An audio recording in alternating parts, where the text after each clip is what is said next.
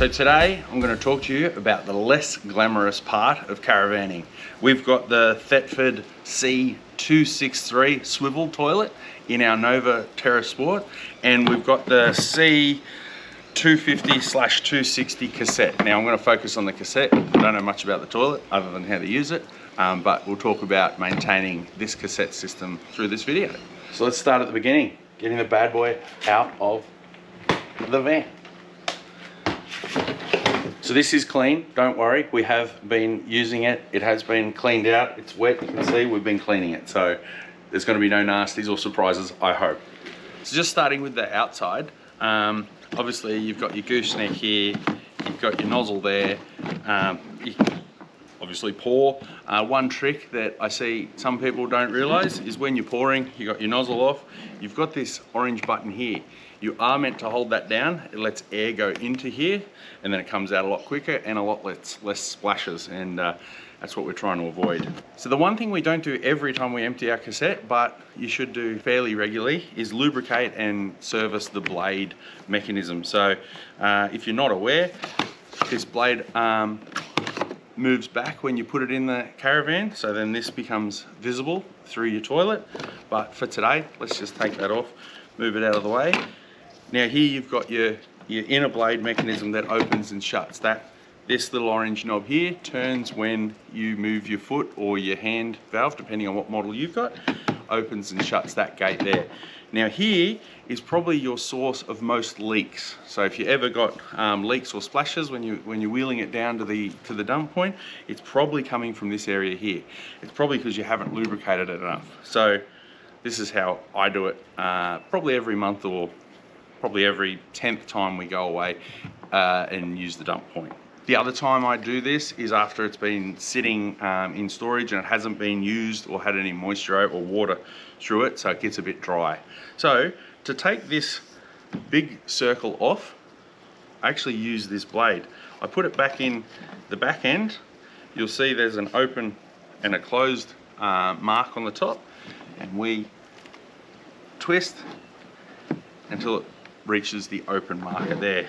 So now we've twisted it open, make sure your blade inside is shut. It'll make it easy to pull out. And there you've got your inner mechanisms and workings. Now you've got much bigger area to clean. So this piece here does get quite gunked up, get a bit of slime and that on it. It's always good to get a good hose and a rag to wipe it out.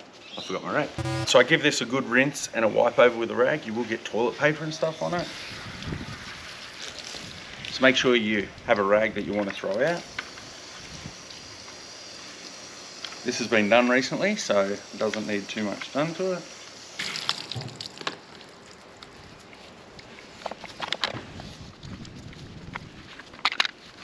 One thing to keep an eye on is you might see some paper get stuck around this lip here. That's where, when you shut the blade, sometimes little bits in there. So take particular notice and care to give that a good rinse and a wipe over with your rag. That will keep it having a nice good seal once you put it back together. So the main body of the cassette you can now get into, give it a good hose out. I give it a good few flushes on the lawn, and then you can give it a good wipe out inside. One thing to note, I don't know if you can see it there, Shell, is that we have this float here that goes up and down. So this float, piece of plastic with a bit of air in it, as the cassette fills up, starts to float to the top, and then what you'll find is that there's a magnet on the back of that float that touches the back wall of this cassette, and then it signals the little red light in your toilet system to come on to let you know, hold on a minute, you might want to empty your cassette.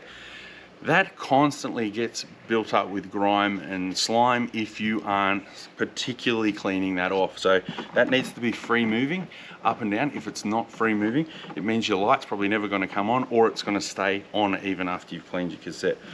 It can pop out, just a couple of little plastic lugs there, you can pop it out and give it a wipe over. But again, the main thing I'm trying to do is make sure that all these seals stay sealed so we don't get any splashes when I've got it vertical and I'm walking down to the dump point in the caravan park. So once I've cleaned it out, like I said before, the main aim is for the seals to be nice and firm. What that does, not only does it stop the leaks, but the odors. If you're splashing around, you know, moving your van, odours can come out through those seals if they're not firm. So don't know, you could probably use a normal roller door seal lubricant or anything like that, but Thetford sell one, so I have one of these. If I'm just using the dump point and then putting it back in, I usually just give the lid a bit of a squirt like that. That's about all I do on the regular, but then because I've got this out, there's the big seal around here and the underside in here. Very good to give them a bit of a squirt as well.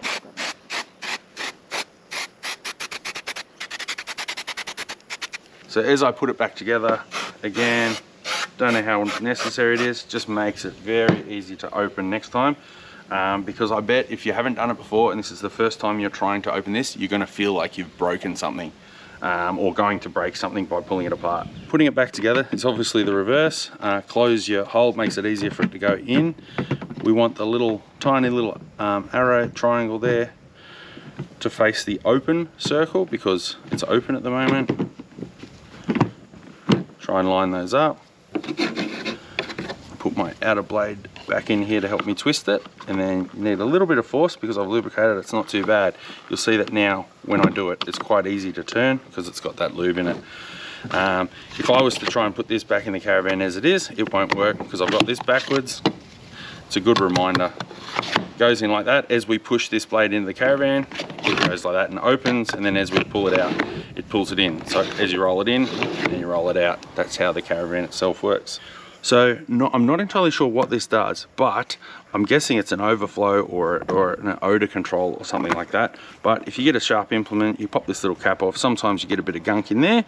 I think when you push your cassette in, it must push the bottom there, which opens this little flap here, which must let odor out and down and then through the shroud where this cassette sits. Not much to do in here. Give it a bit of a wipe out. I give it a bit of a spray every now and then just to make sure everything can move easily.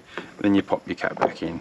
Very, very simple like that. As for sachets and what we put in here, we're not wedded to any brand. This time round, we've gone the Thetford. We went, I've forgotten the other brand name, but there's two that are on the shelf at BCF. We used to use the lavender one of whatever that brand was.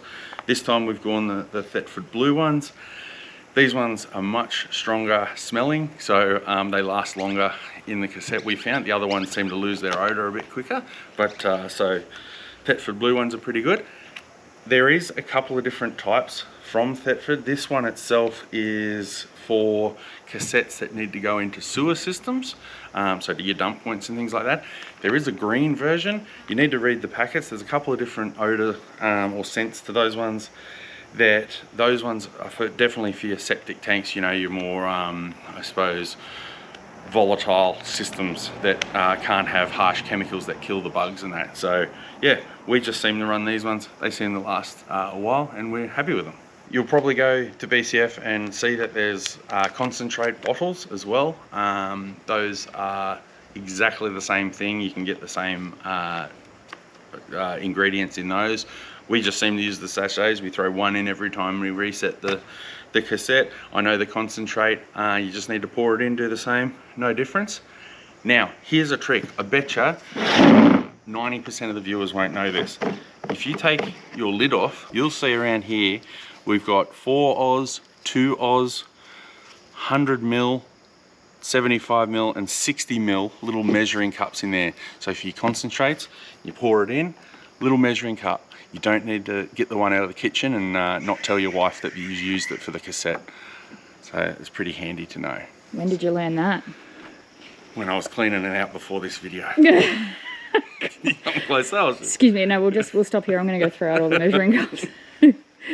Jumping in here to say we are not sponsored by anybody. This is the Bank of Ben and Shell. There is no sponsorship. This is just what we use and our opinion. So yeah, don't think we're flogging these products. We get nothing out of it. Having said that, use the code BVK below. No, I'm joking. No codes. Not sponsored. But Thetford, if you wanted to get in touch, throw us a line. Well, yeah, you know, we'd certainly consider something. That's right. That's right. Next up is a cleaning concentrate. Now, I haven't used the 2-in-1. There's another one that Thetford make. Do you know the colour of the bottle of that one? I think it's an orange one, actually. I think it might be orange. I think it's got the dual tank It does, cleaner, yes, that's I think. correct. Yeah. So we've just got the greywater freshener, and what this does is you put a dose of this in your greywater, put a bit of water in with it, and then you drive to your next location, which gives it a good slosh around in your tanks, and it loosens up all that gunk that builds up in your greywater, which causes that stank. And we all know when you open that greywater after a couple of days, it can be foul. So this stuff here breaks that down, knocks the parts out. You open your valve, you're going to get a whole lot more gunk out next time, so make sure that goes somewhere proper, like down a drain, not down a sewer system, I should say. But this one is just for your greywater tank. The orange one that we talk about, we haven't used that one, is not only for your greywater tank, but you can use it to clean out your cassette. So when you've got your rag and you're giving it the washout, you can use that other one as something to help you clean it out. We, with the Nova, unfortunately didn't get an option to put a bypass pipe around our greywater.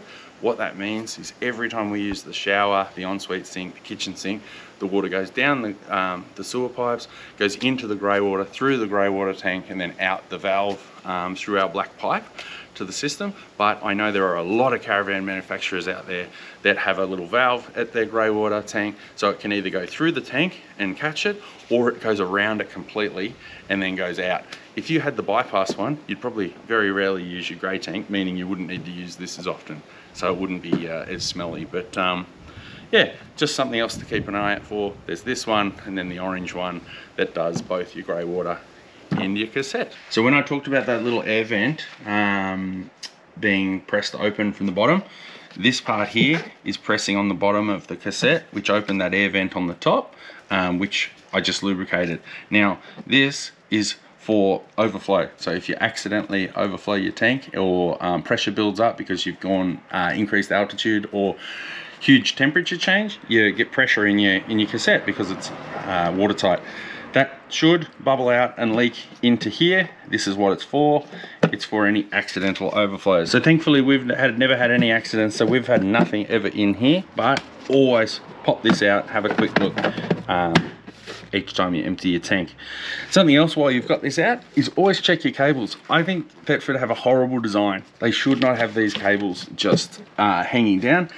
These little what do you call them, stickers, meant to stick on the side, they keep falling down and hanging across here. So when I pull the cassette in and out, it keeps pulling these cables. So every now and then I have to put another cable tie or clip it onto something, like push things in there, because forever they are coming out. So there you go, I had to reseat that. So yeah, terrible design. Would have been good if they had a nice little cover over these. So these little housings here always get dust and grime in them, and I always think it's something to do with us being dirty, but no, what it is, it's the wheels and the underside of your cassette. As you sit it in the ground, as I have here, when you're hosing it out, all that sits on the ground and picks up leaves. When you pick it up and slide it in here, you always seem to get leaves and stuff build up in the back. There you go, there's some leaves and twigs that are in the back of ours, so it's good to get a little wipe and clean them out down there every now and then. I'm guessing that's another reservoir, so if you have a major drama, it's going to capture all your goodies down there, but it just seems to capture the build-up of gunk that we have at the moment. So there we have it. That's what we typically do after, like I said, probably once a month or every few trips when we go away, we'll get it out and we'll clean the cassette out like that. I just want to say we've never had a composting toilet, never had one of those new incinerator toilets. We've never used them. We don't know anyone personally that has. So this isn't me telling you this is the best type of toilet that is out there. Those other ones might be better. This is just how we look after ours. But if you have any experience with those other ones, please drop us a comment below. Let us know what you think of them and how they compare to what we're using here. If you like this little helpful video and you want to know anything about anything else that's in our van or how to maintain it, please drop a comment below. We'd love to hear from you, and if I can help out, I will. But until next time, we'll see you then. Cheers.